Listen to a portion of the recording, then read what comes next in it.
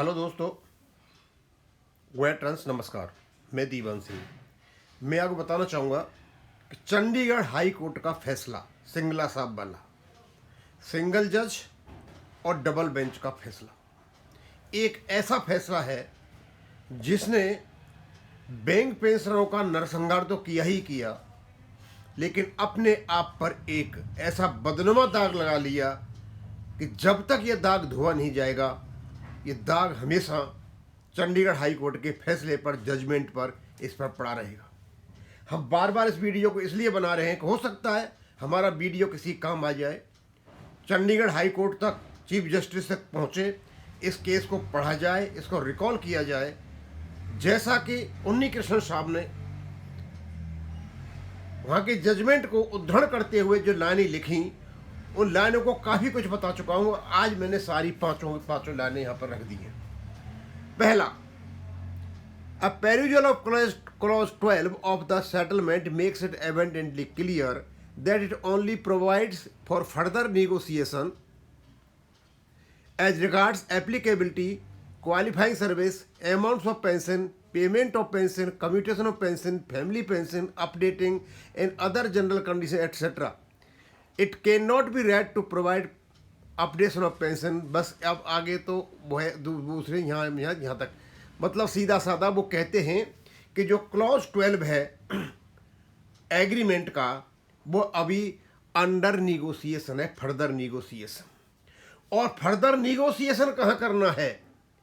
Further negotiation के लिए भी वो जगह बताते हैं। मैं बताऊंगा आगे चल के। जो ये फर्दर निगोसिएशन की बात आई है, कहीं भी डिफरेंस आता है, उसके इंटरप्रिटेशन के लिए कहाँ जाना है इसको?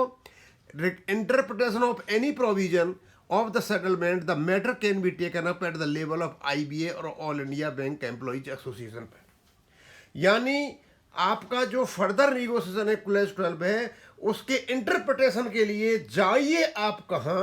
IBA और EIBA के पास। समझ में नहीं आई बिल्कुल भी।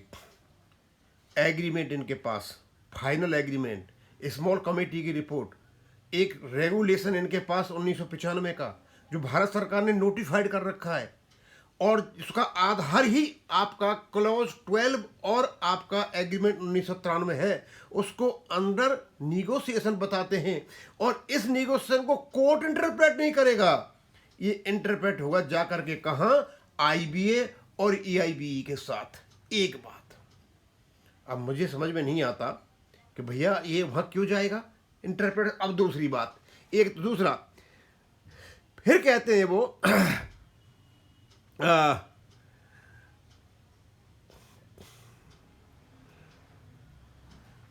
Similarly regulation 56 deals with to exist as code necessary reference to corresponding provision CCS 1972 CCS हो गया।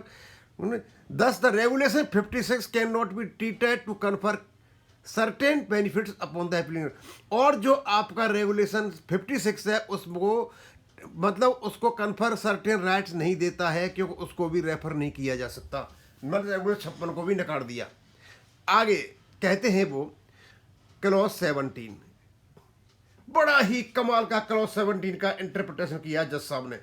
कहते हैं Clause 17 of the settlement provide that if there is difference of opinion with regard to interpretation of any of the provisions of the settlement, यानी settlement हुआ है जिसके base पे हमारा रेगुलेशन बना 1995, यदि कोई इसमें डिफरेंस और ओपिनियन है तो इसको ले जाना है कहाँ इंटरप्रिटेशन के लिए? IBA और ऑल इंडिया बैंक एम्प्लॉयज के पास लेके जाना है डिस्कशन और सेटलमेंट के लिए।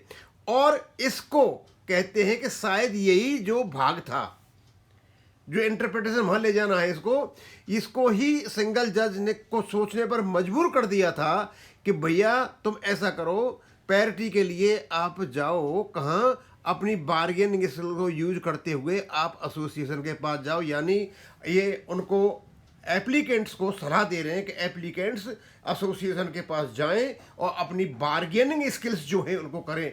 भाई एप्लीकेंट्स को क्या लेन देना है? एप्लीकेंट की ओर से तो खुद एसोसिएशन ही थी।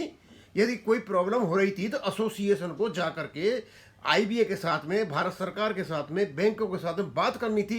एप्लीकेंट क्यों जाएंगे लेकर के इसको कि भैया जाओ और तुम लो ये इंटरप्रेट करो इसको? ये भी कमाल की चीज़ थी। उसके बाद और इनकी जो कमेटी थी 26/3/1994 को जो स्मॉल कमेटी की मीटिंग हुई, ड्राफ्ट सर्कुलेट हुआ और आपस में इनकी बातचीत हुई। उसके बाद में इनने निकाल के आए कि मतलब जो अपडेशन है वो आरबीआई लाइन पर होगा, उसके बारे में क्या कहते हैं।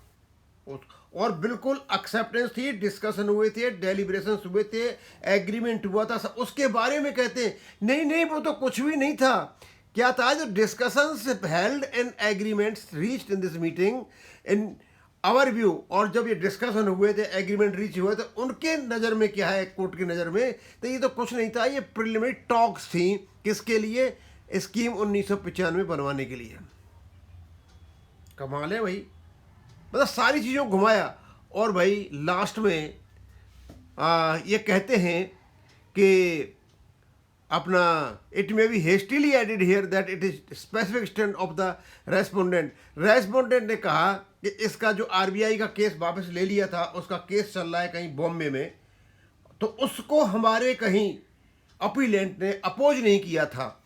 इन सब चीज़ों को देखते हुए, यानी viewed from all angles, appeals are found to carry no substance, इसमें कोई भी सब्सटेंस नहीं है, एंड आर देयर फॉर, उनको डिसमिस कर दिया जाता है।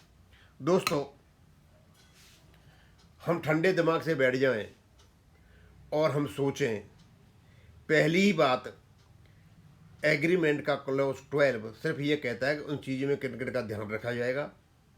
आरबीआई पेंशन रेगुलेशन और सीसीएस रूल्स पेंशन रेगुलेशंस के आधार पर हमारा रेगुलेशन बनेगा।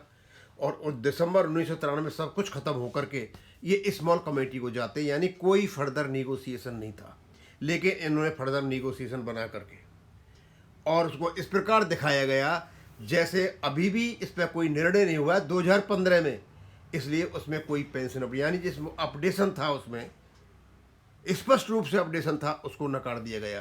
कहने का मतलब ये होगा कि 2015 में भैया कौन सा निगोसिएशन हो रहा था, यानी इसमें अपडेशन था क्लॉज 12 में, बड़ा स्पेसिफिक था। इसका मतलब ये हो गया कि यदि ये फर्दर निगोसिएशन के लिए नहीं था तो इसका मतलब अपडेशन था, तो कोर्ट इनडायरेक्टली मान के बैठा हुआ है, कहा इसमें अपडेशन था, ठीक है कर सकते हैं। 56 रेगुलेशन को नकार दिया गया। और सबसे बड़ी बात तो ये हुई कि उनके कहीं क्लॉज 17 में दे रखा था कि कोई प्रॉब्लम कहीं होती है तो उसके निगोसिएशन के सेटलमेंट के लिए आप आईबीए और यूनियन के पास जाओगे, लेकिन यहाँ यूनियन में किसको जा रहे हैं? आईबीए और all India bank employees association के पास जाओगे 2015 में, जब यूएफबीए बना था। अब पता नहीं इस आईबीए से जज साहब को क्या बड़ा प्यार था, आईबीए से कौन सा बड़ा प्यार था। अब या तो 4 यूनियन का नाम लेते जो ओरिजिनली थी, और उनका नहीं ले तो यूएफबीए का नाम लेते। नहीं, उनके पास नहीं जाओगे, आप ईआईबीए के पास जाओगे, समझे। और ये सारा पावर दिया वेंकटाचलम को 2015 में, जो नो कॉन्ट्रेक्चुअल लायबिलिटी करके बैठ गए। दोस्तों, ये 5-6 रीजन मैंने पहले एक बार बताई थी, अलग अलग करके बताया, आज मैंने सारे डाल दिए। और ये सारी की सारी चीज़ें आ रही हैं, ये सारी की सारी चीज़ें जब इसका इंटरप्रेट किया जाएगा, लीगल इंटरप्रेट किया जाएगा, तो ये सारी चीज़ों को जानबूझ करके आर्बिट्रेरी और मेलाफेट इंटेंशन से, मतलब हमारे बैंक के जो अपडेशन था उसको चंडीगढ़ हाई कोर्ट ने नकारा।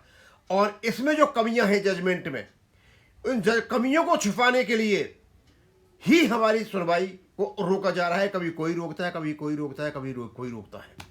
उसी के लिए हो रहा है जो कुछ भी इन कमियों। और ये जजमेंट एक हथियार दे गया आईबीए को ये कहने के लिए कि पेंशन प्रोविजन कोई अपडेशन नहीं है।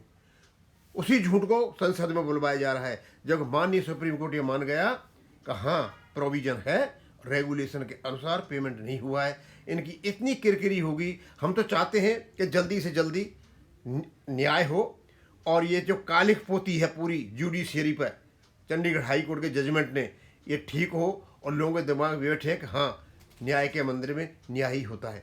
अब इसको मैं यहीं ख़त्म करूँगा। थैंक यू, धन्यवाद।